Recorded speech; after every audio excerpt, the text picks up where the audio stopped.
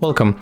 If you want to activate Hey Google of your Google Assistant in Samsung Galaxy S21, at the first you have to move for the Play Store and you have to update Google application. It's very important. So if you got here the update button, you have to hit it, and after a few moments we are able to open this up. Next we have to move for the more, then tap on the settings, choose voice, and then go for the voice match.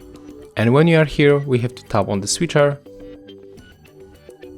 click next, tap on this marker, click agree, and as you can see, in my case, my assistant can already recognize my voice, but in your case, if you are activated it for the first time in your account, you will get this circle and you have to say Hey Google and OK Google for like 5 or 4 times, and after that you will be able to use your Google Assistant.